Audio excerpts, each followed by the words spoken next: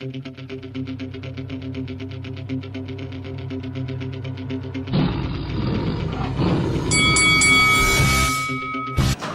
this is Eddie Hearn, and you're watching Lights Out. Floyd Mayweather goes the distance with Logan Paul. Daniel Dubois returns to the ring with a dynamite knockout. This is Lights Out. I am Faisal Khan, and this is podcast 35 of the Lights Out Boxing Podcast. And with me today, I'm delighted to be joined by a special guest, the host and founder of the Boxing TV talk show, Mr. Dan Hewitt. Dan, good afternoon. Good afternoon to you, my man. Good afternoon. First of all, how are you doing? I'm great. Yeah, very well. Better for seeing you, mate. Not too bad at all. Thanks for asking. And you know, I think you're the only person that's actually happy to see me today. So it's really refreshing to hear something like that. But thank you for taking your time out to join us, mate. Before we get started, we just do the usual stuff that we like to do in our podcast. Just remind the viewers that if they haven't already, hit the subscribe button. Make sure you follow us on all the social media platforms. And if you're listening to this on YouTube, again, hit the subscribe button. If you're listening to it on any of the audio platforms such as Spotify, make sure you give us a follow. But most importantly today, don't forget to check out Dan's platform as well. We're going to be sharing all of his links in the description below, his social media links. I had the privilege to watch some of the Boxing TV talk show content last night, and I must say I was really, really impressed with some of the stuff you've got going there. That interview with Larry Holmes, I don't know whether I was jealous or whether I was just really, really proud to see someone interview a guy like Larry Holmes. Yeah. I've been trying to get him on this platform for a very long time.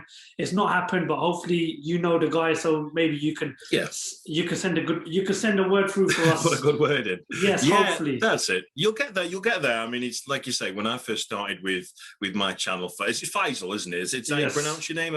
Cool. So when I first started my channel, I started exactly the same as you are now. Had a big dream, and I've worked my absolute backside off in order to interview these fighters. So it's possible for anyone. Anything's possible. Mm-hmm. I mean, I remember, obviously, as you just mentioned, when you started off, I remember when I first started off with Lights Out, my first ever interview was with Frank Warren.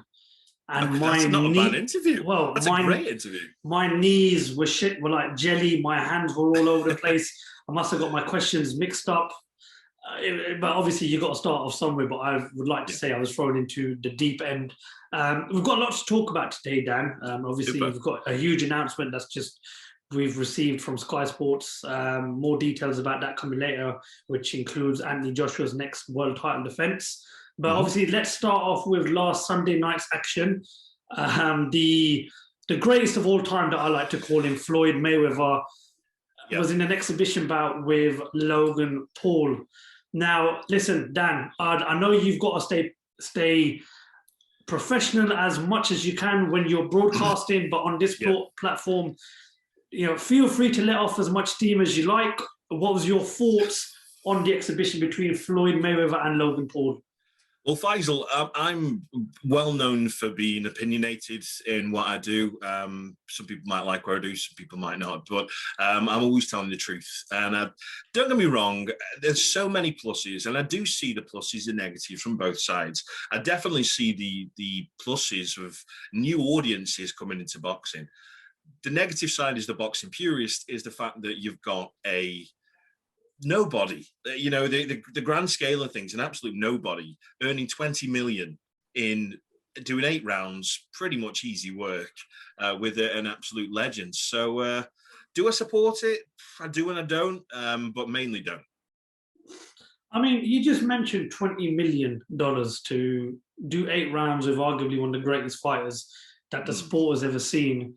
And then if you look, I'd do it for 20p, but just to have that privilege, just to share the ring with someone like Floyd Mayweather, he'd probably knock my ass out in 20 seconds anyway. But you look at what Logan Paul's just earned. He's earned $20 million, right? Just to go 8 rounds with Floyd Mayweather. It wasn't a great exhibition bout. And then you have someone like Deontay Wilder who's being offered that sort of money to step aside to let Fury fight Joshua. It's crazy that the sport that we're in Has he today. been offered that money though? Has he really been offered that money? They've refused to give him that money because I think that you're really going to get into it with me now, Faisal. The whole Deontay Wilder thing, I think, is a massive fail from Wilder's team. I think they wanted they made it look convincing with the whole Malik Scott thing, which, in my opinion, no disrespect, every fighter who steps, kind of in the ring definitely deserves the respect to put their lives on the line for our entertainment. I completely understand that. But in my opinion, Malik Scott training Deontay Wilder is the blind, leading the blind, in my opinion.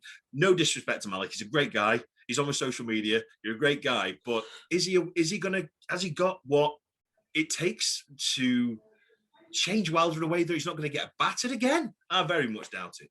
Well, look, I mean, the whole Wilder Fury Joshua thing is all up in smoke at the moment. I will let you vent your frustration a little bit later on during this podcast, because I can tell you've got a lot to say about the heavyweight scene. But we've obviously, let's just try and stay on what we've got right now between Floyd Mayweather and Logan Paul.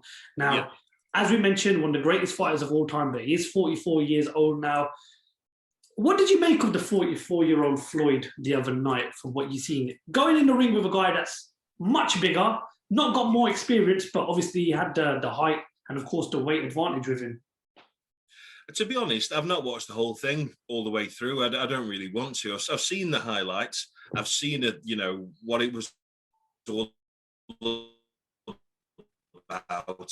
And I think, with the Japanese guy that we saw and with McGregor, and he was just going to be that, but worse. So from what I see is Floyd didn't look the greatest. He certainly didn't. He certainly looked a man of 44 years of age. But you've got to bear in mind, Logan Paul is huge. He's a really big kid and he's really fit. You get what you give. 44 years of age, good on him for only 120 million? Something 100 million in the end? Crazy. He's not going to come back and beat Canelo, is he? By the looks of it.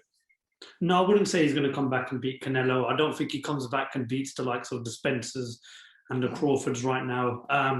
You could tell he's obviously getting old. I mean, he's had that hair transplant and that beard transplant. I think it's just made him look tentacle. It looks very weird. I mean, I think for 43 years, every time we've seen him fight or we've seen him on YouTube or wherever, we're sort of used to seeing that clean-shaven look. All right, the last few years he's had a bit of a goatee, and now you're seeing him in the ring with a full wad of hair and a big beard, and he's fighting someone like Logan Paul. I mean, let's just obviously take into play that the sport has suffered a lot. I mean, even though we're sort of getting back to normality now, there's loads of quality fighters out there that haven't had the opportunity that they feel that they deserve since obviously we've been in this pandemic. Now, if you're a young fighter right now, you've gone through the whole amateur scene, ABAs, and then you've got the talent to take you to a real high level in sport boxing. But then you're watching a YouTuber pick up that type of money and having the privilege of fighting Floyd Mayweather. How would that personally make you feel? I was only talking about this yesterday. It reminds me, and I may go off track here, but this very much reminds me, on no disrespect, again, I want to make that clear, it reminds me of women's football. I know that sounds stupid, but hear me out a second. So women complain, well, some women complain, that they don't get paid as much as the men when they're doing the same thing. They get a bigger audience. They deserve to get paid because more people are watching. Do I think it's right as a boxing purist, really working with the grassroots of boxing? No, I don't. He doesn't deserve that. But if one of these people, like a Midlands area, even though, some great fights in Midlands area, or a British Challenge belt winner was going to go fight Mayweather, there'd be nowhere near the numbers that Logan Paul or Jake Paul or Conor McGregor would do. So they kind of do deserve it because, don't get me wrong, they don't deserve it on the boxing purist side of things, but they're the guys who are bringing in the money. I reckon Logan Paul probably would have brought in more viewers than Mayweather would have. Which is statement to make. It is. I mean, you got to look. I mean, they've obviously built their platforms from the very beginning, and they've obviously, gathered enough subscribers and followers on social media, and they are really good at what they do. But I think obviously everybody's got an opinion about it, and I think my opinion on it is that I feel for the next sort of generation coming up into the sport that haven't been given the opportunities that they should be given. obviously being in the pandemic right now, you've got to look at the young fighters. They're suffering a lot. I know a lot of fighters that have had to turn away from the sport because the opportunities aren't there anymore. But when you're seeing someone like Logan Paul, whose only professional fight is against another YouTuber such as KSI, and it wasn't a great fight. I believe that was also a pay-per-view event. And then he's getting an opportunity to share the ring with one of the greatest of all time in Floyd Mayweather. I think young fighters are looking at that type of scenario and thinking, is there any hope for the younger generation in boxing? But listen, it is an exhibition of fights, isn't it? You know, it is an exhibition. I mean, Muhammad Ali fought that wrestler. I remember him when he just kept kicking him in the legs all them years ago. I mean, he wouldn't have just fought a random boxer. It just it wouldn't have brought any numbers in. But I completely appreciate Conor McGregor was on his record, let's say, but Conor McGregor was a fighter. Conor McGregor had reasonably decent stand-up ability, and that's the reason why I fought Mayweather, because he was like sport against sport. So that was huge, UFC against boxing, and that was really big. So I don't really think these normal boxers, no disrespect to any boxers, they would bring in the same numbers. They just wouldn't. I think the whole McGregor-Mayweather thing sold because you look at Conor McGregor, he's a globalized superstar. You know, he's one of the most highest earners in combat sports today, and he's got a personality, and you put them two together. If you remember the press conferences between them, every single one of them was entertaining, and I think that's what sold the fight. Now, would I like to see Floyd Mayweather do more exhibitions? Yes, but I'd like to see him get in the ring with boxers that are sort of making a comeback into sport as well, such as, when you had Mike Tyson and Roy Jones Jr. I mean, there's talks of Oscar De La Hoya perhaps making a comeback into the ring. That's something I would like to see. Do I want to see a Floyd Mayweather versus a YouTuber that's got millions? No. But would I want to see Floyd Mayweather for 8 rounds fight someone like an Oscar De La Hoya? 100%. But listen, it's all a matter of opinion. Some people like it, some people don't. Final question on this topic. Yeah.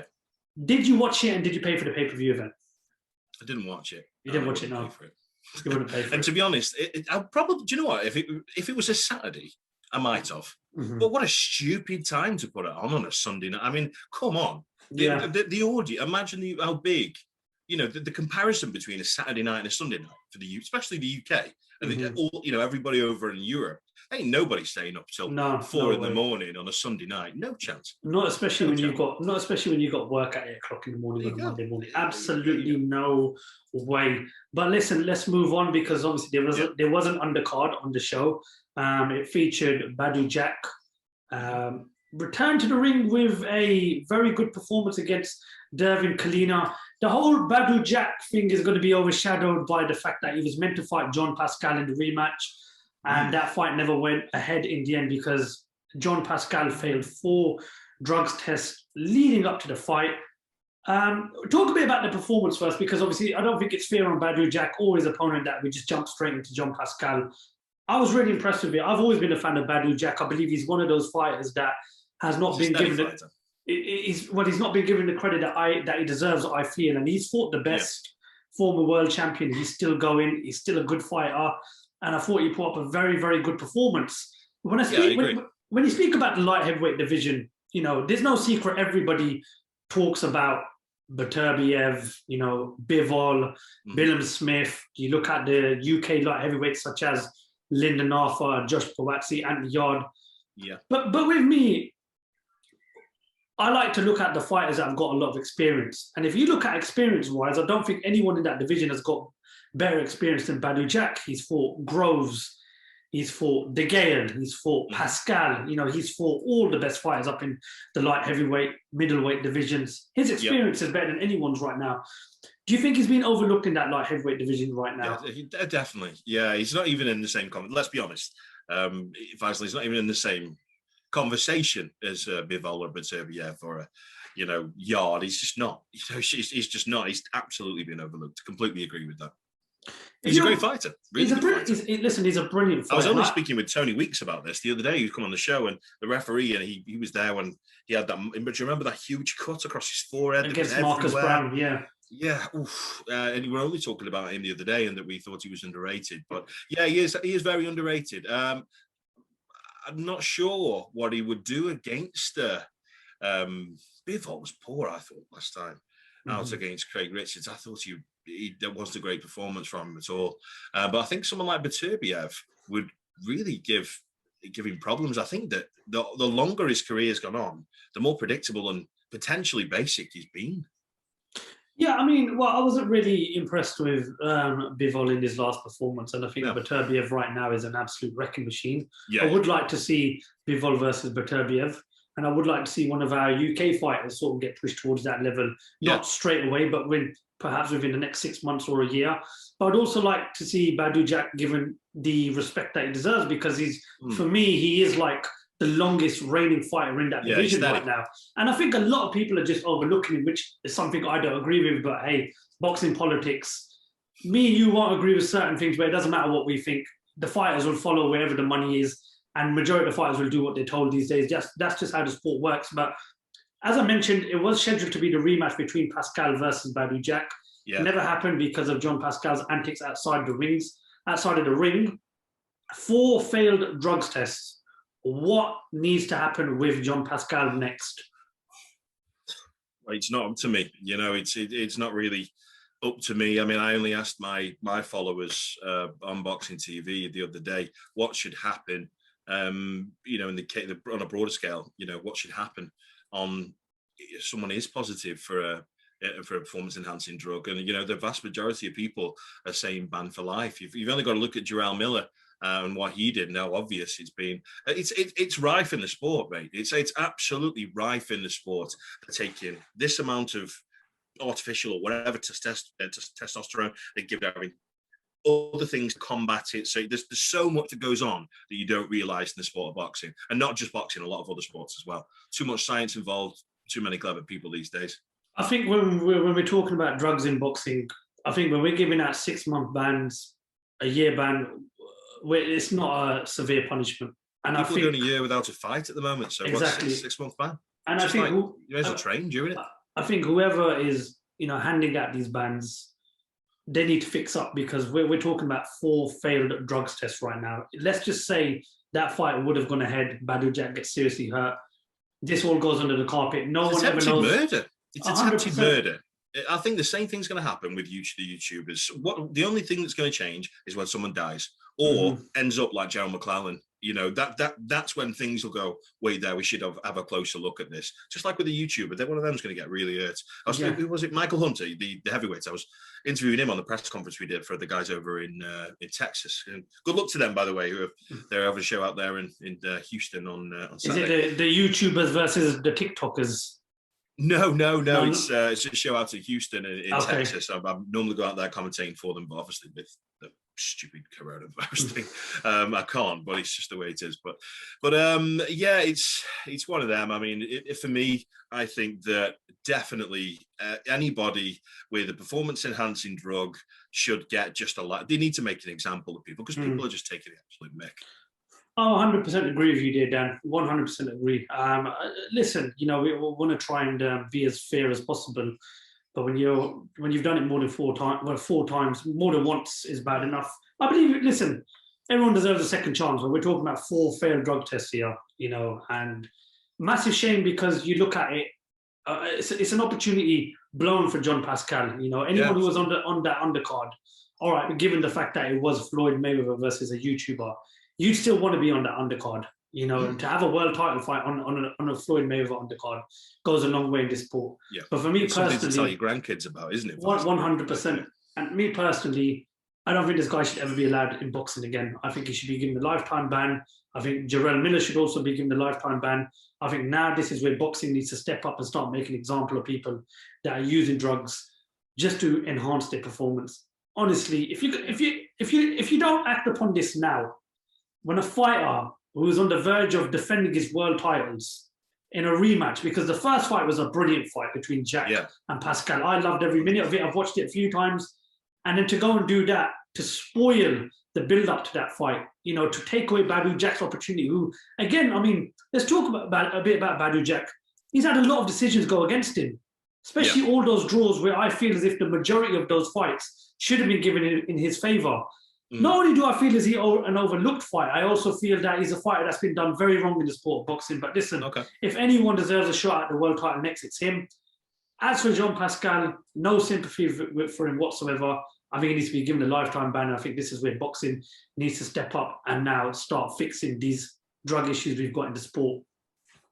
Yeah, I mean, you don't accidentally get banned for 4 different substances, do you? No, so like I say, there's a lot more. I mean, I'm not even going to go into it, but there's a lot of stuff I know about fighters that you definitely know, and I can't say, of course, but some stuff that it's like, whoa, this actually happens. And to be honest, I'm actually really surprised how open they are and how obvious it is to the public. It'll get out. But yeah, it's for me, anyone who's banned from it gets test positive for the performance enhancing drugs needs the boot. 100%. Let's move on. Let's talk about another fight that was on that undercard, because Luis Arias got a close split decision win against Jarrett Hurd up in the super welterweight division. I always say that the super welterweight division is the most quiet division in boxing right now. I don't think it kind of gets the attention that it needs. But a good win for Luis Arias against a very good fighter in Jarrett Hurd. Last time out I watched him was against Jason Wellborn on the Fury Wilder 1 undercard. I wasn't really impressed with him, but I just thought on the night he did enough to get the win against Jason Wellborn. But having said that, he lost on Sunday night to Luis Arias. Right decision in the end, or do you think that? I think it was, and when you say he just did enough against Jace, he stopped Jace, didn't he? I know Jace well, he's a good friend, a great guy, and he stopped him something like the 4th. But it's been ages. I mean, how long ago was that fight? About 2 years. It's got to be 2018, December 2018. But he also lost against Luke Keeler, I believe, after that. Yeah, I really rate him. I think he's massive at the weight. I really, really rate him. Do I think he won the fight? No, he didn't against Arias. I thought Arias did do enough, and it was a big shock. And again, going back to your previous point, it's a real shame that he didn't have that world title against, with Jack and Pascal, because, for Arias more than anything else, beating, having a massive upset against a former world champion on undercard of a world championship fight would have been incredible for him. But I think the decision was correct, and I think that Jarrett Hurd needs to go back to the drawing board. Yeah, I mean, massive shame for him, because obviously maybe he needs to go up. We're all now getting ready for another undisputed clash between Jermell Charlo and Brian Carlos Castano. It's another big fight, an undisputed clash up at the 154 division. But do you think that with how close the fight was between Arias and Jarrett Hurd, do you think the best thing is for a rematch, or do you think this is where Luis Arias now just needs to patiently wait and fight the winner of Charlo versus Castano? I don't think Arias having a rematch with him is going to do him anything. It depends who you're asking. If you're asking Arias' team or you're asking Jarrett Hurd's, I mean, Jarrett Hurd realistically does need an immediate rematch. That's what should be looking for. For Arias, I think that he needs to just, I think he's good enough to be at that level. I mean, who knows? But I think that Arias should move on to bigger things. Well, listen, nonetheless, a massive win for Luis Arias. Jarrett Hurd, as you mentioned, perhaps go back to the drawing board, maybe even go up to 160. Yeah, I think he should. He's massive, isn't he? He'd be big for 160. Do you know any fighter that wants to go down from 154 to 147 or from 154 up to 160? It's like you can't win, because you look at 147, Spence, Crawford, Pacquiao, and then you look at 160, Golovkin, Andrade. It's like you're going down a division, but you're going into like the lion's den. If you go up a division, it doesn't get any easier. But that's obviously how well boxing is growing right now. Every division is action-packed. But no, look, again, Jermell Charlo, Brian Carlos Castano. What's your prediction for that fight? Charlo. I'd say Charlo. I mean, I haven't really got amazing things. And careful what I say here. I hear a lot about, I'm sorry to move off the subject, but I hear a lot about the Charlos and the Canelo and Golovkin, and I just don't think they're in that league. I just don't. I think they're very good fighters, and then maybe other times they would be world, top of the tree. I just don't think I'd say Charlo. Yeah, that'd be my prediction. I think I'm kind of glad you mentioned this, because for many years we all asked the question about Billy Joe Saunders. He's not had that elite fight. Yeah, he's had that elite fight now, and I think he proved that he does belong up in that level. with the Charlos, I don't think nobody's taking them serious because they've not fought an elite fighter yet. And No, yeah. Again, you can put that down to, I don't know, bad promotion. Do the likes of Canelo, Golovkin, do these fighters benefit from fighting someone like a Jermell Charlo? Maybe, maybe not. I don't think they're, like I say, I've got to be honest. I mean, I've got to be careful because, these fighters, I see it, but it's just that I've got to be honest, just my opinion. And that's what makes this sport so beautiful, that it is subjective. You can have your opinion, I can have mine. And that's, if everybody liked the same thing, it'd be boring. So, it's one of the beauty of the sport. I just think that the Golovkins of the world, the Canelos of the world, the two, they're a different level.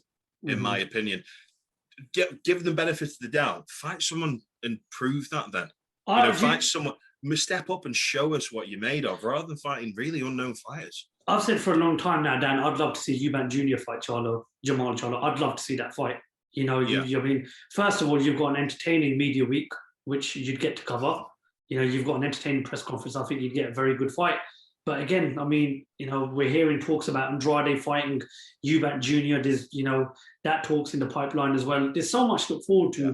It's just a question of whether these fights. I think Andrade absolutely boxes Eubank's head off. I think he boxes his ears off every single day of the week. It's all wrong for Eubank. All wrong for Eubank. I'm a little bit sore about Eubank lately, if I'm being deadly honest. I've recently interviewed Nick Blackwell, who, of course, went into a coma following fighting him, and I wasn't too impressed with what he said about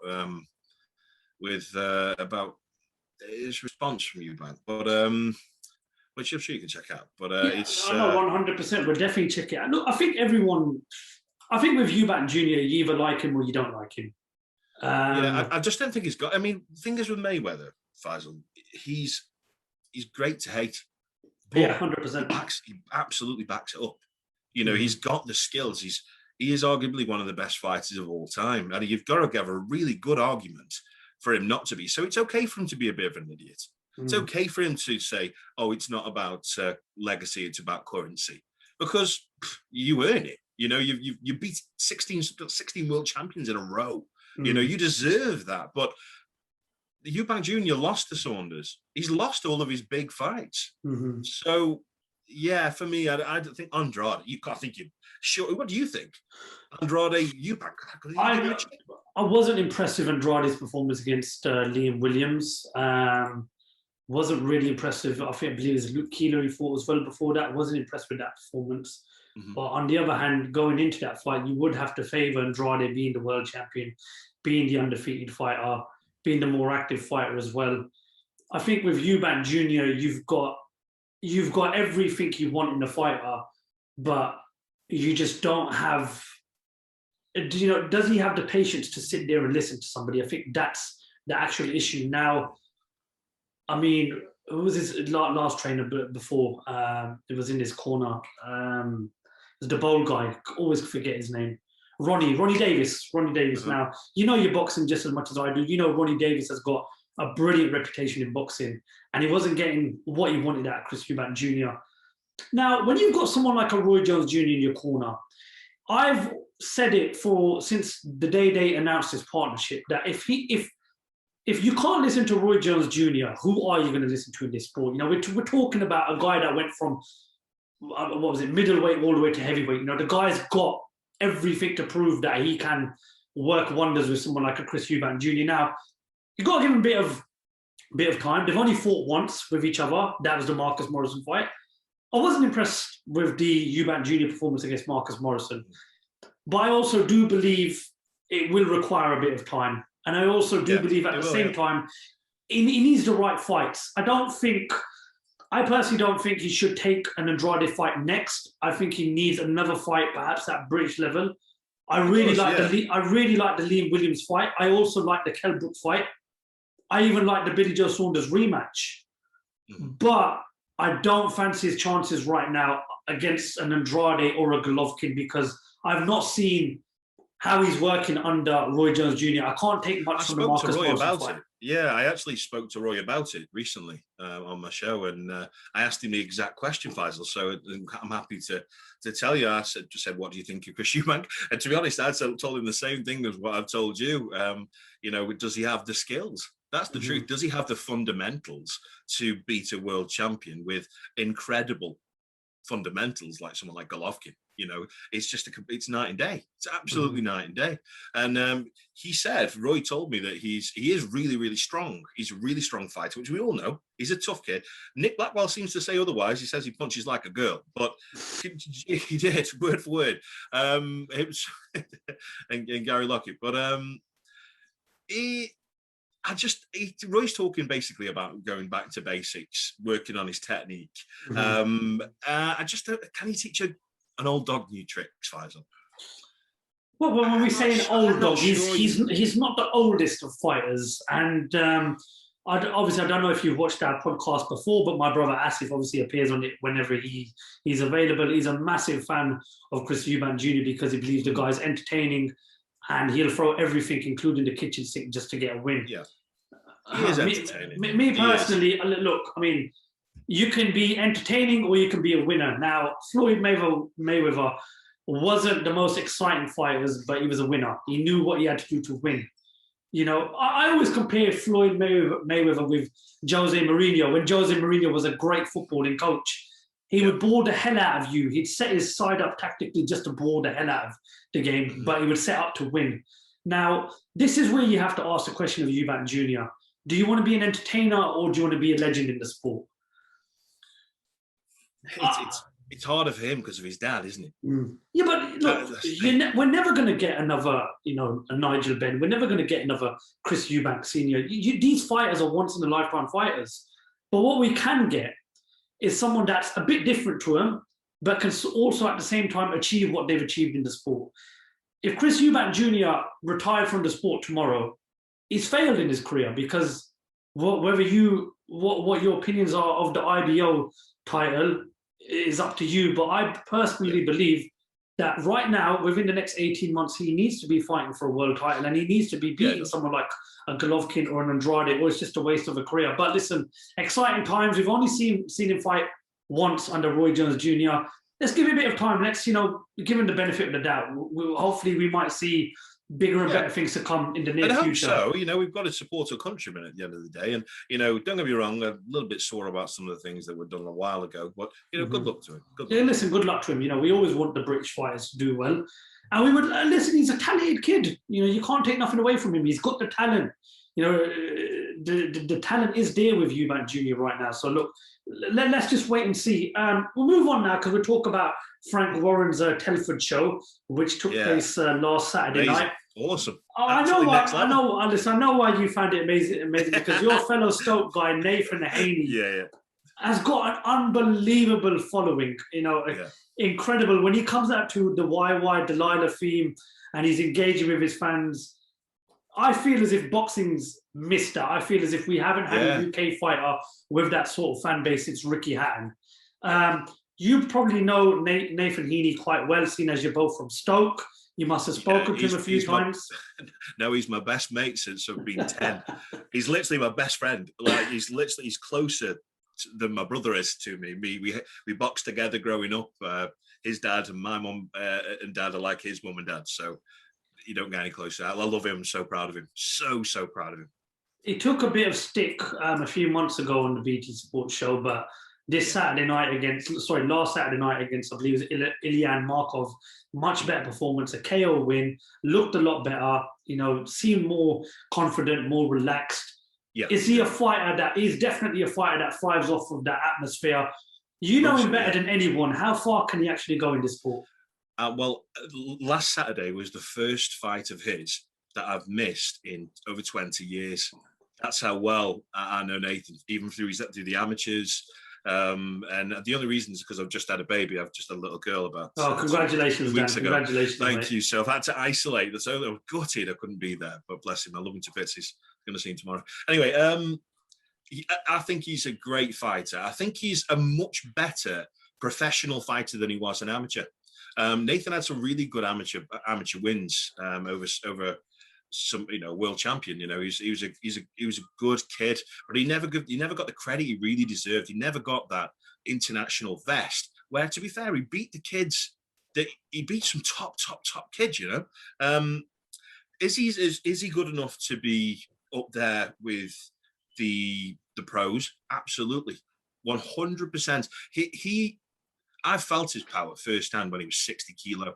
And I've felt it, a long time ago when I used to box, and it hurt me then. I'll never forget when he caught me with this right uppercut just before I was about to fight. And I swear to God, my ancestors felt it, and that was when he was he was a lot smaller than he is now. Mm-hmm. And but Nathan, I'm sure he won't want me saying this too much, but people keep talking to me about how old he is. He's 32 years of age, and people keep saying, oh, he's not got long left. When I was listening to this, me and Nathan went on holiday when it was for his 18th birthday. I was 20, and me and him went away. And I looked about 25 because I've always looked old. He looked about 12. He was a really late developer, Nathan was. So he didn't really. Only now, in his 30s, has he got the man strength that he had before. And if you look through his previous amateur shows, which wasn't that far ago, considering. He's like a baby compared to he is now. Mm-hmm. So I think because even during his professional career, if you look at the beginning of it, he looked like a monster, didn't he, on Saturday night? Mm-hmm. He was massive, huge for a middleweight, massive. I think he came in, when I had a conversation with him before the fight, half a pound lower than the light heavyweight limit. That's how much weight he put on in one day. So I think people will be very shocked of Nathan's power when he relaxes, because people keep talking about this, but trust me, he can bang big time. 12-0 now, being promoted by Frank Warren, he's on the right path. He's got the following. There's no doubt about that. When would you want to see him challenging for titles? I'd love to see a British title eliminator next for him. I think that'd be great. Someone like Denzel Bentley or Mark Efron or maybe not even, because they were talking upper echelons of the domestic scene there, but someone with a decent record, someone with a good winning record, who's won a couple of decent fights, and test him, because it doesn't matter what I say. I'm going to sing to the moon. He's my best mate. Do you know what? I'm going to do that. Like, I'll do anything for the lad. But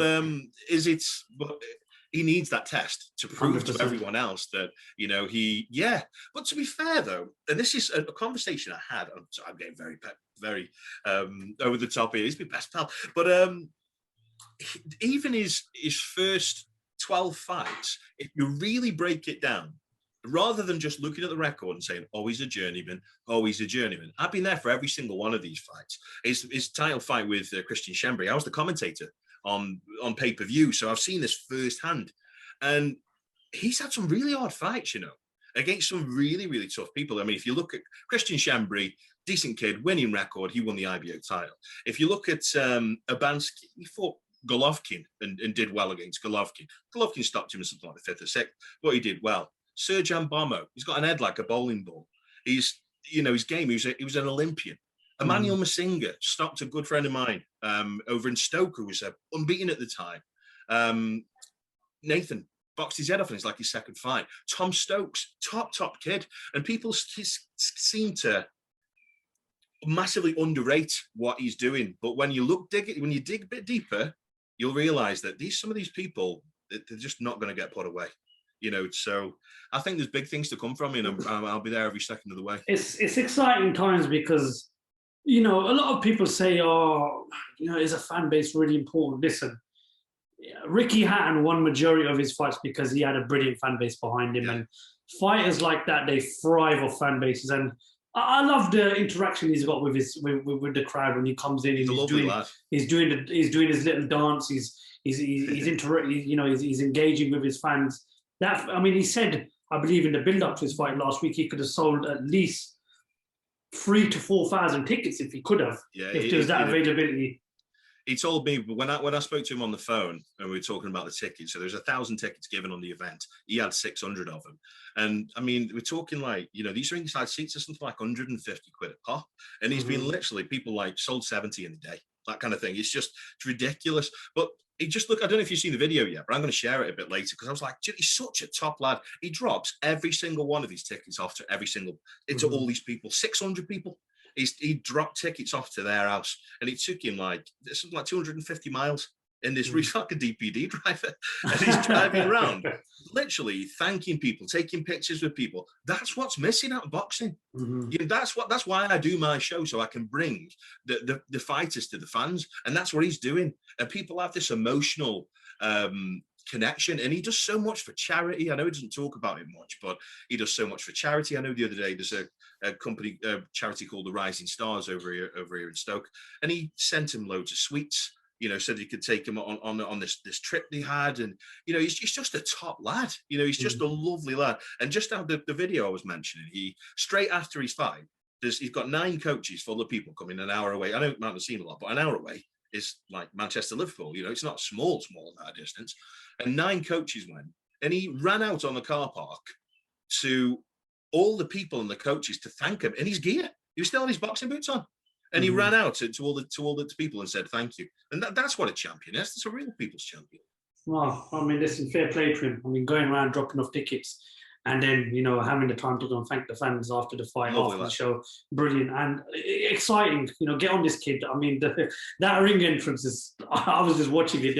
I've seen it a few times and I was engaging watching it. And I believe it's Tom Jones that sang the song, Why Delilah. And it is, listen, really nice guy and a fair play. It's infectious, isn't it? It makes you want to go and start singing. It's got a brilliant following, and I think this is exactly what more fighters need. And look, good luck to the up-and-coming generation. Hopefully they can get big fan bases like Nathan as well. Yeah. And hopefully that can spur him on in the future. There was also wins on that show for Daniel Dubois and Tommy Fury, Keeman Ajako as well. What did you make of Daniel Dubois' return to ring since that defeat against Joe Joyce? He took it got a lot of stick, which I felt was really, really, there was no need for a lot of people saying he quit. At the end of the day, look. Carl Frampton made a point, didn't he? Carl Frampton, I'm glad you said that. I haven't really spoke about it much, but Carl Frampton made a real point to say that, because he got some stick, didn't he, for saying that Daniel Dubois quit. And realistically, he did quit. However you put it, the English language is he said no more. He did quit. He's not a quitter, as he said on the show, just like other fighters have lost and quit before, but he did quit. So, I've got to back him up there, and he's actually right what he said. But do I think he's a quitter? No. And I think that I'm glad he did what he did, because that's probably going to give him chance of not having his career completely down the drain. So, but it's good to see him back. Completely expected it. Bogdan DINU is a good European level fighter, but he's not in the same class as Daniel Dubois. I think now with Dubois is that he's got that experience of fighting someone like Joe Joyce. I think he'll learn from that. I think we have to give the guy some credit. I think to label him as a quitter, such a young fighter, as Steve Bunce calls him a baby, he goes, he's still a baby in the sport. And he's a brilliant talent. And I think when the likes of Fury and Joshua do get to that stage where we will be looking for that next guy to blow up the heavyweight scene, Daniel Dubois definitely falls into that bracket. Well, rumours say that Dubois not Joshua inspiring. Yeah, exactly. Look, the power's there. The power's definitely there. What does Shane McGuigan give him that he didn't get with previous management, such as Martin Bowers, and of course that little, I think it was a 2-day stint with Mark Tibbs as well. What do you think he gains from working with Shane McGuigan? It's too early to tell, I think, Faisal. I think that I think Shane McGuigan's a really good trainer. I think he's great, but it's too early to tell. In the previous interview before the show, he said, listen, we want to take absolute baby steps here. I don't think he's going to change him that much. I didn't see any difference within Daniel Dubois in that, I can't remember, was it Yakamoto or something, that the Japanese guy. It's exactly the same, literally carbon copy of that fight. Did I see any difference in Daniel Dubois? No. But like Shane McGuigan said, he doesn't want to change it too quickly. I'm not a trainer, I'm not a trainer, so who knows what he's going to do. But yeah, I'm excited with the matchup. I think it's going to be good, and I think Shane's a good trainer. So hopefully, I'd like to see a lot more head movement from Dubois. I think I'd like to see him trim down a little bit as well, but I don't think there is. I think He's got a you know, great jab. he's got a brilliant jab, but I would like to see him trim down a little bit, and I think got a bit more head movement as well. I think that's what let him down when he fought Joe Joyce. Not enough head movement. He thought he could just blast away Joe. That's what happened. Joe was, more than. I'm sorry to keep saying it, but I spoke to Joe on the show before the fight, and Joe was so confident. He was so confident he'd beat him. And he was right. Every single thing he said was right. And I completely agree, Faisal. Completely agree with the head movement thing. That was a big issue, getting away from the jab against Joe Joyce. But that unconventional jab from Joe Joyce was just horrible. It dropped down. It worked, and I think Dubois definitely learned from that. There's also a win for Tommy Fury as well on Saturday night against Jordan Grant. I mean, Jordan Grant turned up to win, but Tommy Fury, for me, needed that fight. He needed to be in a fight like that. People look at Tommy Fury, they say, oh, younger brother of Tyson, he's a guy that's on TV, reality TV shows. They don't really look at him as the boxer yet. Which is a fair point, because obviously we've seen him, he is the younger brother of Tyson, and we've seen him on Love Island. He's got his relationship with Molly May. From what you've seen with Tommy Fury, I mean, personally, I think he can go a long way. I think, when you've got your brother's a world champion, you've got someone like John Fury looking after you, being promoted by Frank Warren. I think there's a lot of talent there. I do think there's a lot of things to work on. I think he can go a long way in the sport. But what do you... Baby, isn't he? Exactly. This is what people are forgetting. I've had this question asked him many times. Where do you see Tommy Fury in 2 years' time? 2 years? I wouldn't like to, because he's still a young lad, isn't he? He's early 20s, isn't he? It's only 22 or something, 21. You've got to do the same thing you did with Conor Benn, if you ask me, just move him along slowly. And do you know what? I've got to be careful what I say sometimes, but I really mean, and the greatest respect to what I'm saying, is he Tyson Fury? Is he going to be the next Tyson Fury? I don't think he will be. And I think he'd agree with that, because Tyson's done it since he's a baby. But in 2 years' time, to answer your question, I'd love to see him move along really slowly, maybe get 10, 15 fights under each bout, with 10, 15 fights before he moves along. And then just take them little baby steps through to area level. Do it the old-fashioned way, area level, English level, Commonwealth or something, British, maybe an international chucked in there, But it's weird. He could tie his shoes standing up. He can't he? With that, it reaches ridiculous. But who knows? But from what I can see now, he's not going to be the next Tyson Fury. But good luck to him. He seems like a lovely, lovely lad. Yeah, so, he is. He is. I mean, I met him before his first professional debut on the Warrington Frampton undercard. I had the chance to interview him, and he is a really nice kid. And he's openly said it. Listen, he's not here on anyone else's journey. This is his own path he's taking.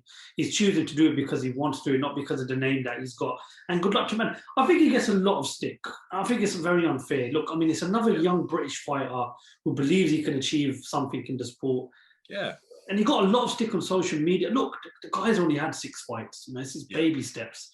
We can't be expecting. Shouldn't be fighting anyone else yet, Faisal. Should he? No way. I mean, I remember someone put up a tweet, and I'm not going to mention who. They was like, "Oh, he's in the light heavyweight division.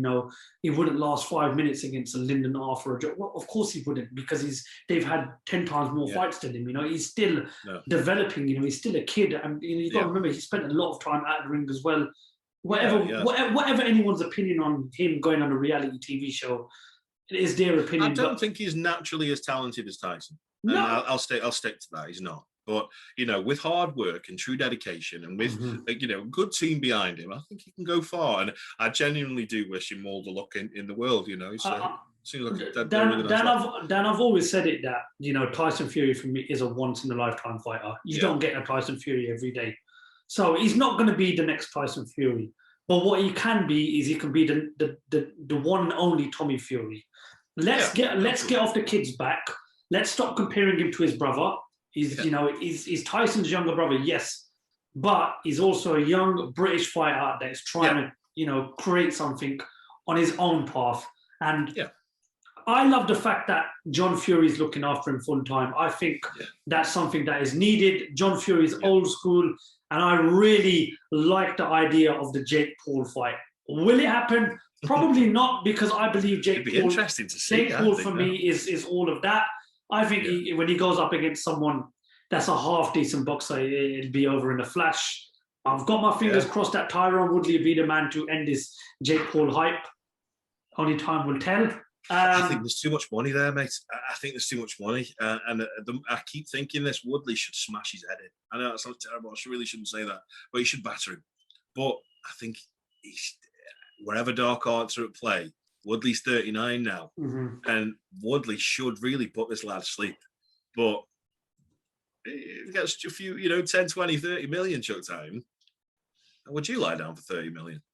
I'd lie down for 30 quid, mate. I tell you what, that's cheap, mate, compared to some of the ladies around here. I'll pretend I never heard that.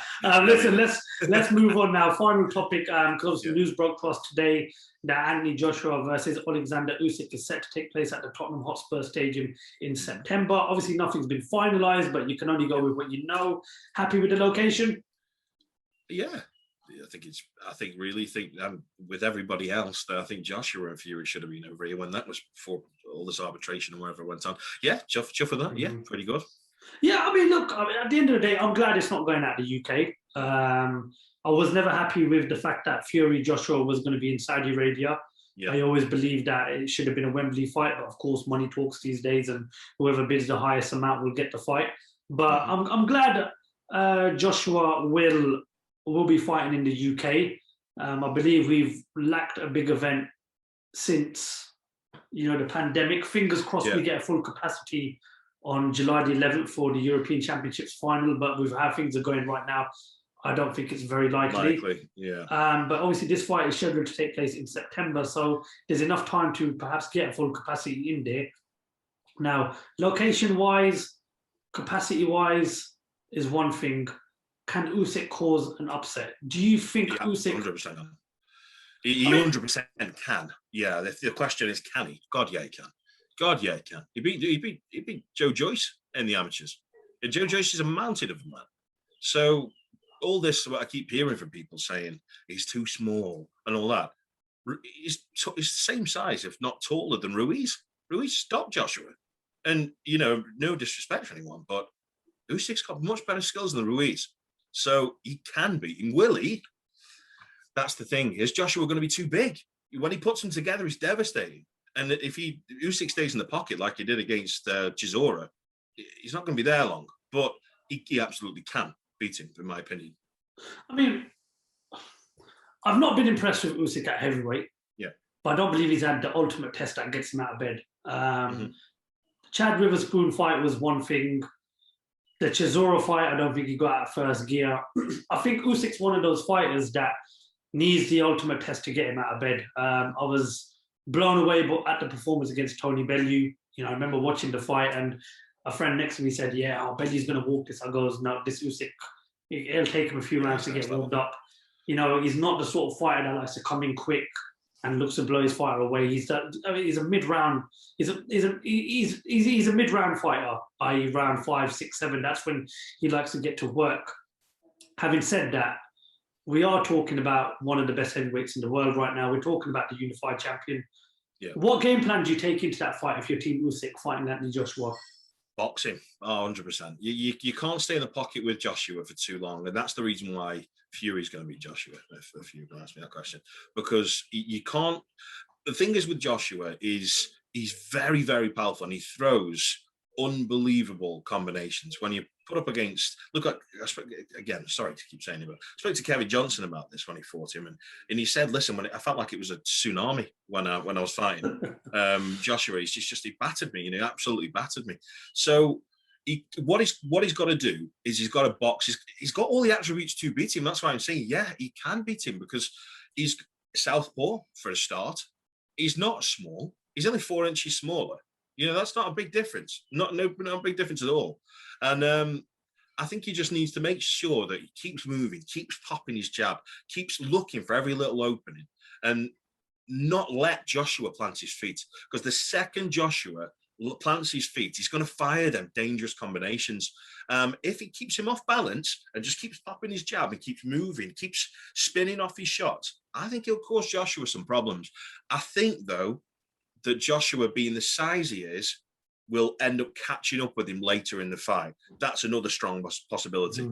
So who knows? I think it's a 50-50 for me. I honestly think it's a 50-50 fight. It's not a one-way street to Joshua, in my opinion. What about you? What do you think? If anyone out there thinks Joshua Usyk's got no chance of winning this fight, then they clearly need to take a rain check. We're talking about the former undisputed cruiserweight champion of the world. We're talking about a guy that's got a brilliant amateur background.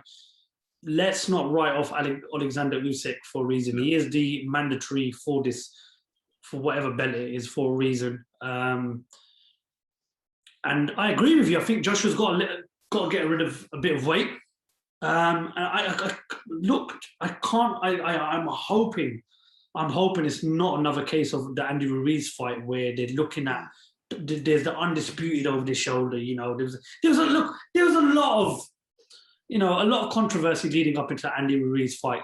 For many months they tried making the Wilder fight. Then obviously Jermell Miller fails a drugs test, and then it's a change of opponent. You can understand why Joshua was a bit off guard, but I'm just hoping we're not getting a repeat of that first Andy Ruiz fight, because we were all set for Fury versus Joshua.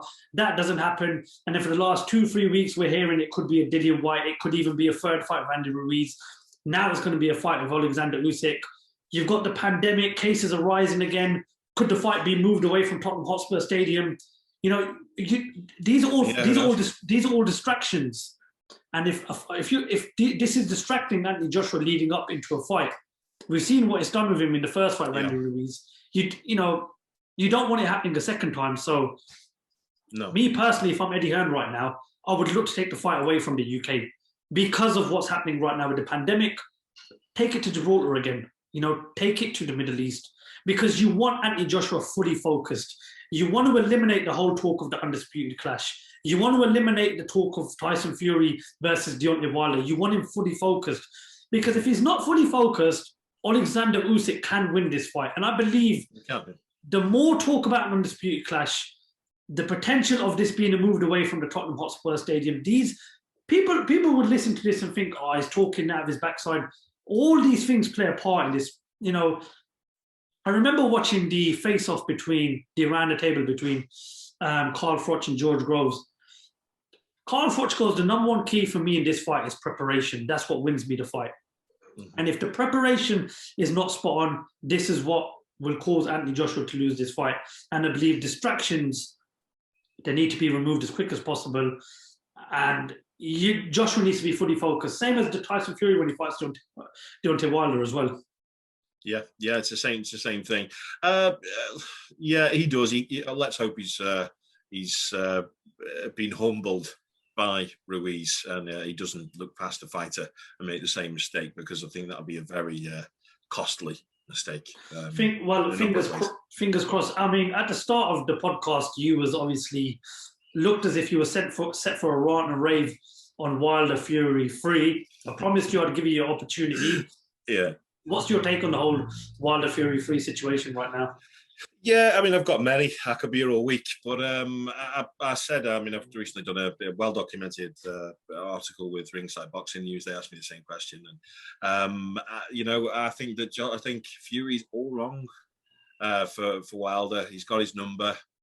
Do I think that Wilder, is going to, we said about teaching old dogs new tricks.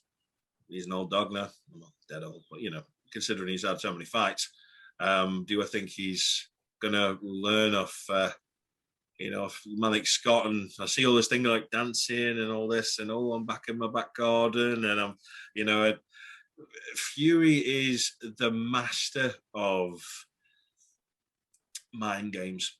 Master. He is the absolute master. And I think personally, I might be completely wrong. And do you know what? I might be completely wrong in everything I'm saying today. And there might be many things that people, and just like you with you, people will always give you a bit of stick about what you think, but that's what's so good. I respect your opinion. If you don't respect mine, it's fine. That's what's so good.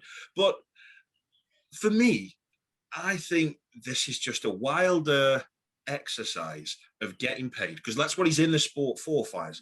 His daughter. That's the reason why he did it. That's why he was a basketball player. He did this because of his daughter had a birth defect, bless her. And that's the reason he started fighting. And he found this unbelievable weapon of a right hand that could, like Thor's hammer, could just knock out anyone. And it's a hell of bloody hard knock someone out, Faisal. You know, never mind 39, 40 opponents or wherever. So he's in the sport for money. Now, I think, personally, this is all a decoy. I think this is all, I'm going to get ready. You know, whatever he's saying, you know, all this stuff on social media was to try and make Tyson Fury think, hey, God, I think all these excuses are there, Faisal. He was trying to make Tyson Fury, put him in a kind of a full sense of security by saying, yeah, I'm coming back and I'm going to fight you, hoping, but especially considering the news happened between Joshua and Fury, hoping that he's going to get millions, 20, 30, 40 million. Because we're talking, what, 100, 200 million fight between Joshua and Fury? I mean, I don't know about you, but if I was going to get 100 million, I wouldn't mind giving someone 20, so I've got 80. You know, so let's say 40, you know what I mean? Let's say 40 million. And then he's just backfired because Fury's just gone, do you know what? No, I'm not going to give you any money. I'm going to, well, what he said, I'm going to batter you first and give you no money. We still get money, but, you know, not like you would have been before. So I think it's just a massive thing gone wrong. Obviously, you know, we're going to have to bring the podcast to an end, but before we do, I'm going to have to say one thing. Joshua Usyk, Fury Wilder, these are all banana skins. For me, I hope I'm wrong. I hope I'm eating humble pie at the end of the year. It's an accident waiting to happen. I can see a slip up from either Fury or Joshua. I don't know why. Something tells me we're not going to get the fight we all want to see.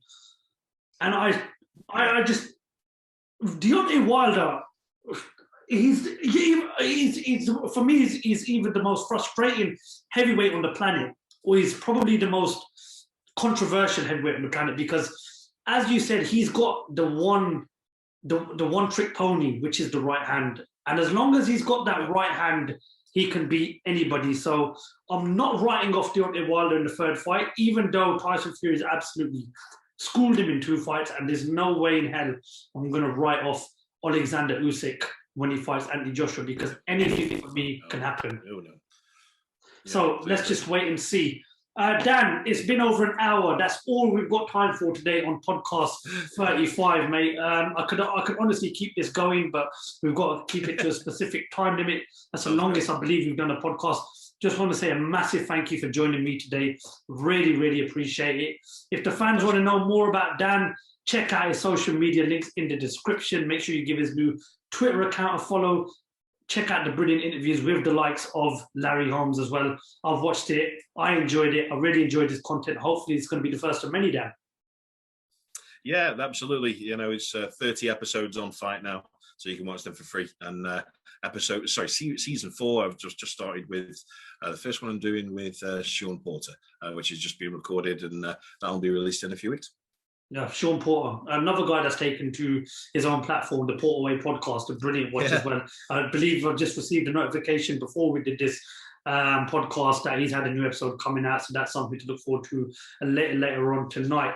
Guys, if you're watching this on any of the audio platforms, please make sure you give us a follow. If you're watching this on YouTube, make sure you hit that subscribe button, hit the bell for the notifications, and don't forget to check us out on all the social media platforms. Links are in the description below. Dan Hewitt, once again, a massive thank you for joining us. Check out Boxing TV Talk Show. I am Faisal Khan, and thank you to listen to podcast 35 of the Lights Out Boxing podcast.